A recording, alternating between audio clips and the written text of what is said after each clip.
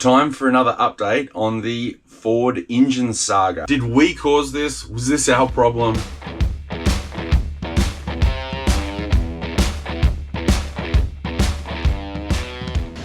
So we're here in Esperance, outside the Esperance Museum, and you might recall from our video in Baladonia that we're fairly interested in all things Skylab. America's first and the world's first big space station, Skylab, was launched in 1973, and it was to provide an intimate view of the universe and a platform for scientific research and experimentation. Now, it was orbiting unmanned, and essentially work had finished on the space station when it slid off course and began a rapid descent to Earth. When that happened, it gained international media attention. Skylab's re-entry will be awesome. 79 tons boring its way into the atmosphere like a shooting star, burning and breaking up into an estimated 500 pieces of molten metal, all streaking across the sky in a spectacular display of light. Publicly, America's space agency says there is only a very remote chance of Skylab crashing into a heavily populated area. The space station, which is about as big as a 3-bedroom house, is in a criss-crossing orbit over 90% of the world's population, including Australia. Skylab will be travelling around 340 miles an hour, spreading wreckage over a corridor 100 miles wide and 4,000 miles long. NASA believe they will have at the most 3 days accurate warning of when Skylab will fall, but only about 2 hours notice of where it will fall. Now, it's hypothesised that the higher than predicted solar activity caused the Earth's atmosphere to expand, and that in turn increased the drag on the large vehicle, causing its orbit to decay faster than anticipated. So in July 1979, Skylab entered the Earth's atmosphere. Skylab has impacted, which puts it off the southwest corner of Australia, and subsequently started to break apart, with large pieces falling into the Indian and Southern Oceans, with many of the smaller pieces falling across the Nullarbor and the eastern goldfields, and significant pieces falling in many of the remote areas between Baladonia and Esperance here in Western Australia. Now, the Esperance Museum is the world's largest collection of Skylab debris, and it's open year-round, so we're about to head in and check it out. Are they replica pieces though, or real pieces? Let's see. Oxygen tank from the Skylab, found out at Woolbar Station, 1993. Real one. Which is almost 20 years. Pretty cool.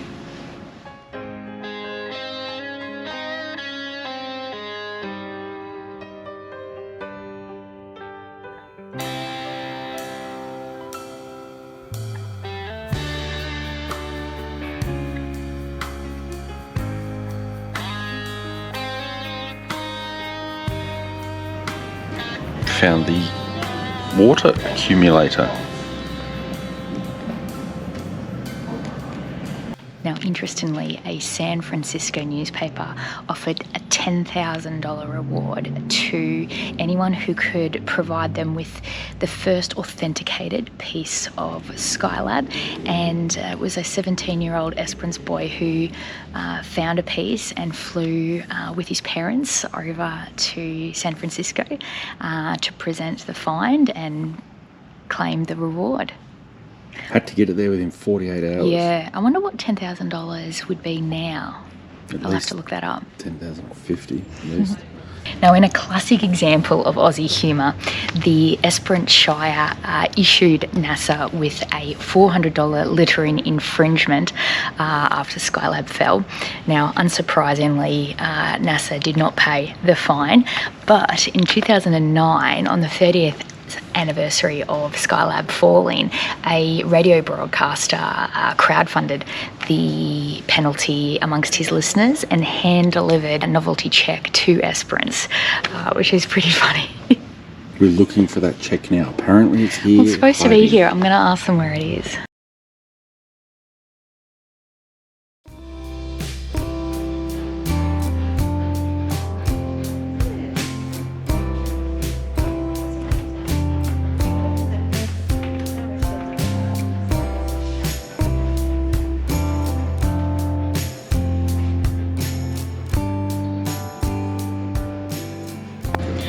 This cage would have been very infuriating when you're trying to work on the steam train. Thank God they've got this here. I've been looking for one for ages. What is it and why is it here? It's clearly a ship or a shoe. Well, this is superbly creepy. Don't worry, I won't touch.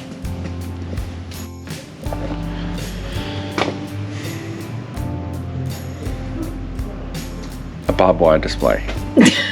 If I ever needed to know the different types of barbed wire that have been used over the years, I now know that I can call up the Esperance Museum and they will be able to tell me which type of wire I've been using.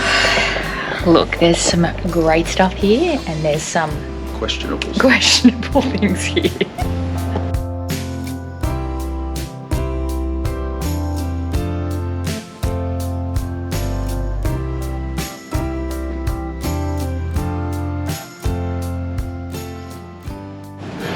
It's very unclear why we're looking at a lot of this stuff. Just that it seems like someone's been to a clearance sale and put it all on display and charge people $10 for a brew.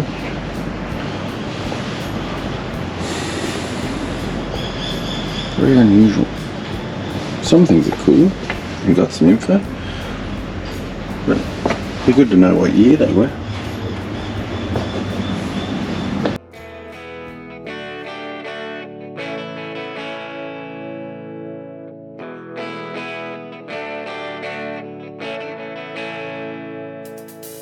So another brewery has called upon us. At Esperance we are at Lucky Bay Brewing Company. Tasting paddle, jumped off the shelf, had to buy it, and here we are, blonde to Boab pale ale. Not bad, not bad. Next up we have the Figure of Eight, an island ale. God knows what that is. I'll tell you how it goes. It's like a hazy beer. Next up we have the Duke, which Should be low in bitter. smells like a hazy Napier. It has like passion fruit. I feel like putting on a kilt when I pick this up here. That's my Scottish accent. I don't know what happened there. Me hearties. No, that's It was pirate. a pirate. That's pirate. But Scottish ale, who knows what the hell that means? Thistle Cove. Thistle Cove. And why do you think it's Thistle Cove? Lots of thistles grow in this cove. Well, I think the thistle is like the national flower of Scotland. Oh boy. Smells like an IPA. Well, it's not. It's a Scottish style ale. So he's gone with the paddle of the day, but now I'm going to go and get him another paddle based off of what I think he'll like. There's a lot riding on this. So this is my curated paddle, but unfortunately they didn't have the shipwreck stout and they didn't have the ginger beer, so I had to pivot. So the first one up is Surf Juice, which is a lager. A lager, very good.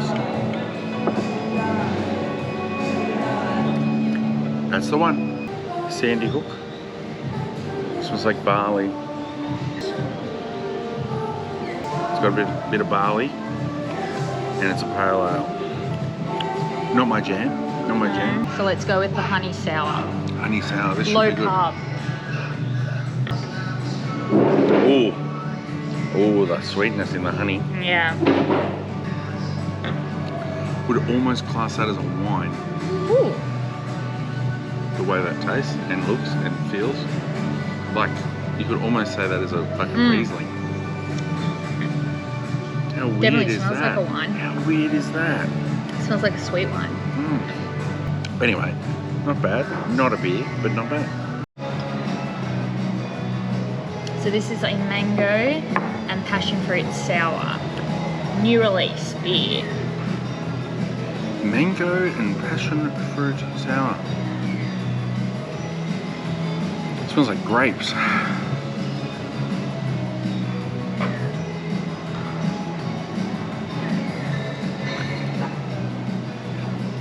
It's not great. It's not a good start. Is that alcoholic? Yeah. Really? Right. Just tastes like a fruit box juice from the fridge.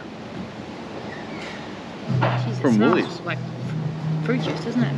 That's what I'm saying. It's like tropical juice or breakfast juice. That's what I say. Is that alcoholic or is that did they just sell you a juice? So Michelle's just gone and investigated. It turns out this is nearly non-alcoholic. What did you say? It's 2.7%.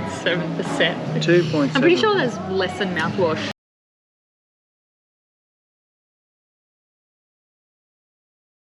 I think the lemon, lime and bitters that Michelle has is more alcoholic. It turns out I suck at picking tasting paddles.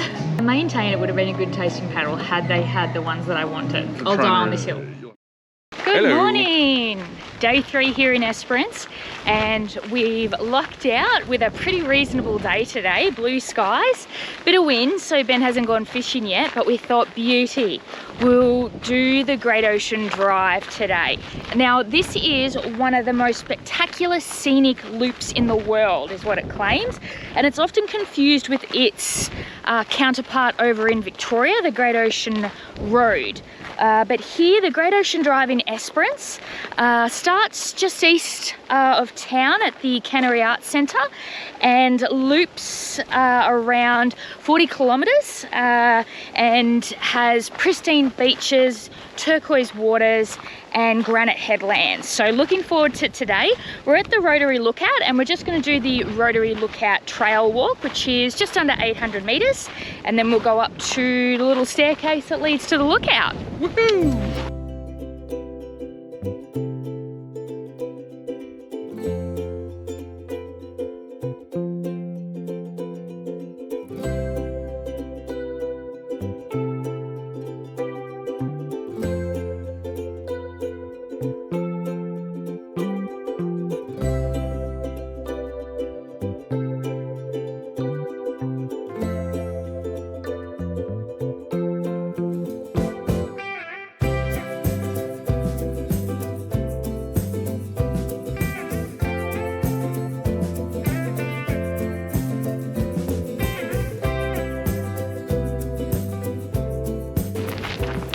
Thank God they put these arrows here.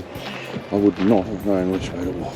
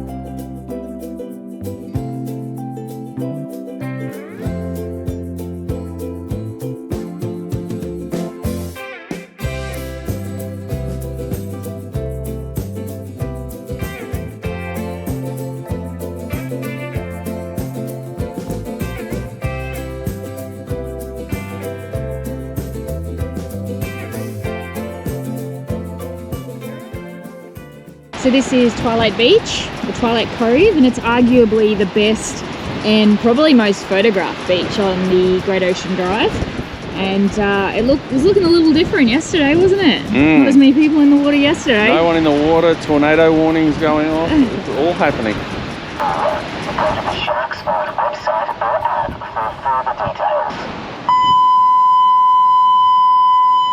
Recent shark activity in this area. Go to the Shark Spot website or app for further details. I think this is Twilight Cove, or Twilight Beach, which is supposed to be good soon, but you won't catch me in there now.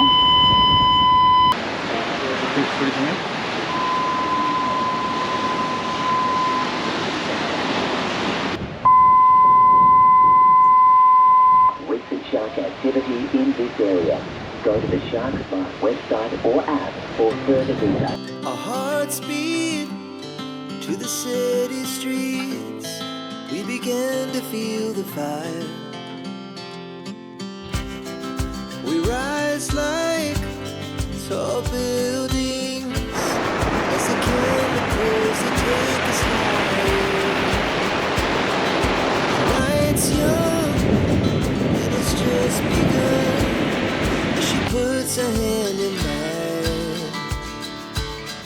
We wanna chase the night, wanna dance to the light, pull stars from the sky, just two hearts running wild. Never sleep, never stop, as we shout from the top. All right, we're heading up to Observatory Point, which commemorates the French explorer Don de Castro. Brunei Dondracasco.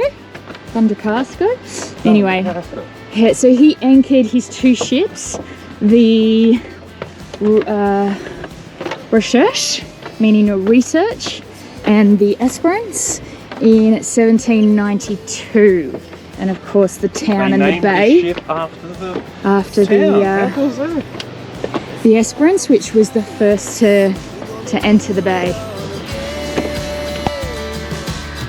We wanna chase the night, wanna dance to the light, pull stars from the sky, just two hearts running wild.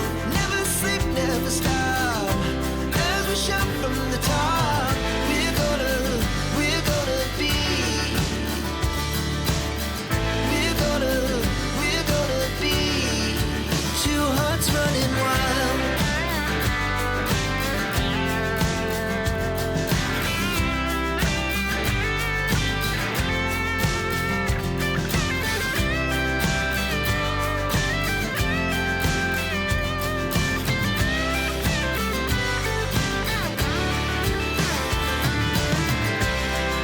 The moonlight, summer sky, it was the best we ever had. And we'll stay on forever, we'll never have regret. So we were just driving past this place, signs everywhere called Pink Lake, and Michelle said, well, it's not pink because of, and what did you say? Over a century of commercial salt extraction have destroyed or removed the conditions necessary for the algae to thrive. And as we all learned from late Bunga, basically, you know, what you need to get the pink hue is the algae that in high temperature and high sun and high salt will create that red pigment, beta carotene, which gives our carrots their orange color.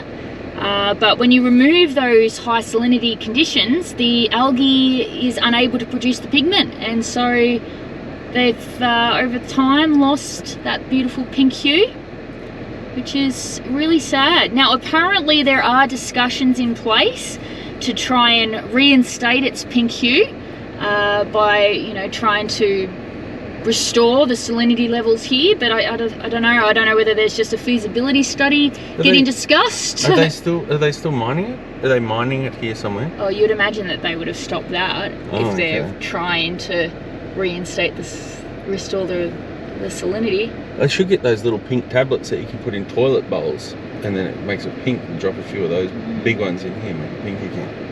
But yeah, there you go, not pink anymore. I thought that was rather interesting. For almost 5,000 years, it has stood on the Salisbury Plain, making it older than the pyramids of Egypt. A masterpiece in Neolithic engineering. This prehistoric stone monument holds somewhat of a supernatural mystique due to the sheer implausibility of its construction, particularly when one considers the limited technology available at the time. And while theories exist, the precise reasons for its construction remain a bit of a mystery. Now I can feel your confusion through the screen, and I can almost hear you shouting, why the history lesson on something that's in the UK? Well, that's because I am standing out front of a full-size 1-to-1 replica of the Stonehenge in the UK, but I'm right here in Esperance in southern Western Australia.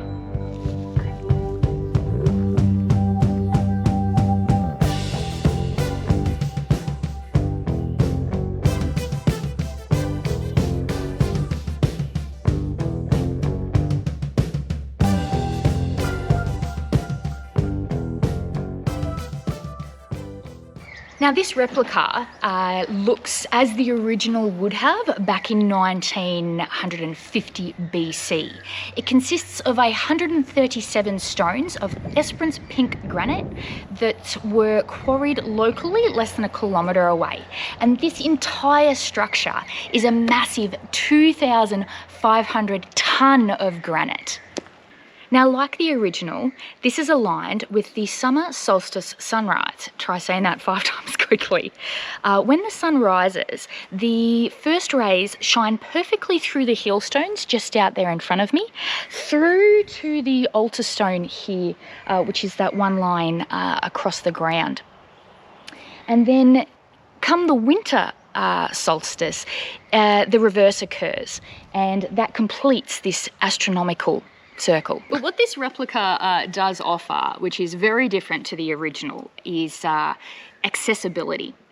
So there's no ropes, there's no barriers, which means you can, walk in through the monument itself, and which just it isn't possible at the original when we were.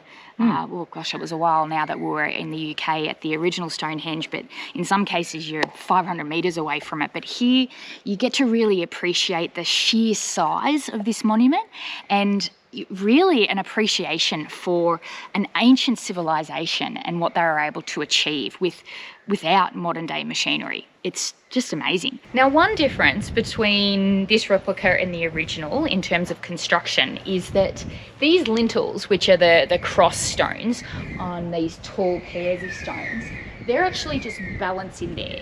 Now, each of those lintels weighs 18 tonne. And they're just balancing, versus in the original what they had done is there were 2 holes drilled into the lintel, and then corresponding, I suppose, pegs, a bit like Lego, on the taller stones here, which fit them together. But due to modern day technology and skill and machinery, they've been able to balance both the inner lintels and the outer lintels onto the standing stones. And with the wind we've had here in the last 3 days, if they weren't going to fall over in the last 3 days off the top, they're never going to fall over because it was bloody windy. And we've just checked, they're all still on top, so they're not actually going anywhere, those lintels. So when we were in the admin office building buying the tickets, you could see all the photos of when the granite stones were being cut, and they were perfectly square edged because they were saw cut, obviously from the quarry. Then when we walk out here, they all look like they've been weathered for a billion years.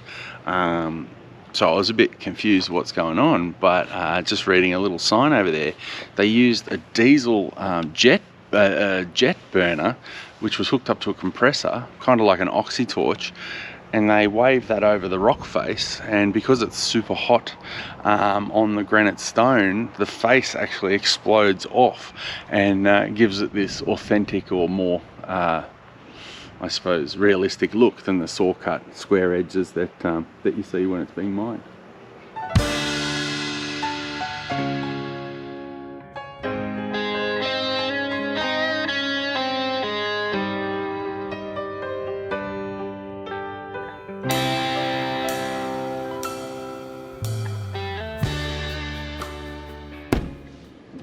That's a wrap for this video, guys. So catch us next time as we head into Cape Le Grand National Park. So if you're keen to see some of the most idyllic beaches Australia has to offer, make sure you're subscribed. Hit the like button if you've enjoyed the series so far, and hit the notification bell so you don't miss a thing. We will see you next time from the beautiful white sands of Lucky Bay, but until then, happy vacationing. See ya. Ciao. Time for another update on the Ford engine saga.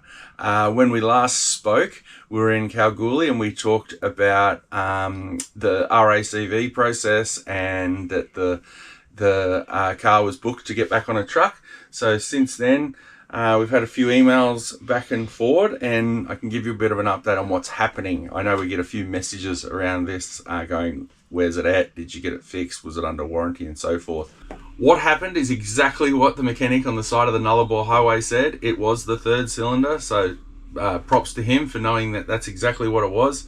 But to be more specific, I have the words. It was a hairline crack across the piston face and a large hole in the combustion bowl.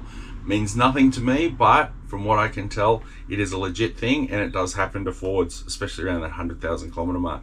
In short, that means new engine. So they've gone ahead and ordered a new engine for us and agreed that it's under warranty. So that's the long and short of what happened to the motor. One thing we have been doing is we've been researching to say, were we unlucky or is this a common thing? And as a few comments in our videos have said, it is a Ford thing.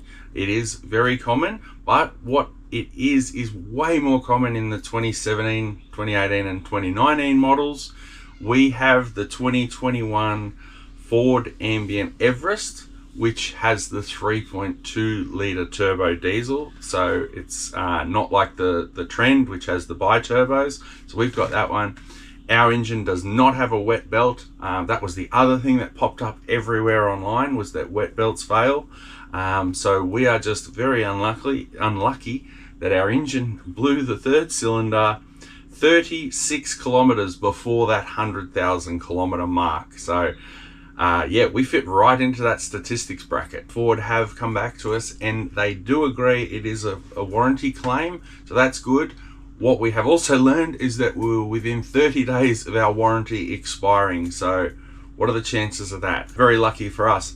So since our Kalgoorlie video, it has been that 2.5 week time period. An engine has already arrived. I don't know where they get them from, but the engine is in their hands and they are going to have it replaced by the end of this week. So apparently it takes less than 5 days to get a engine installed into the Ford. So throughout all this, we've been wondering, did we cause this? Was this our problem? Did we blow the engine up from doing something?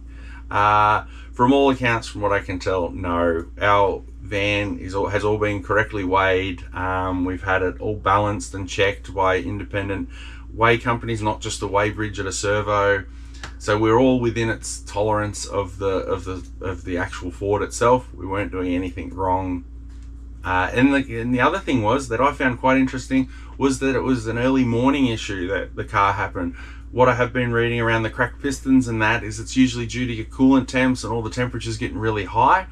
This happened at, I can't remember the exact time, but it was before 10 o'clock in the morning. So the engine had barely worked. I think half an hour to 45 minutes the car had been running. So I think we were just one of the unlucky ones with the engine that was going to fail at some point. Yeah, a bit of a learning curve for us. We get this new motor put in. We've got questions now about how the rest of the engine will go, but it's still a 100,000 kilometer car. It's going to have a brand new engine in it. So will everything else start to fall apart around it? We'll see.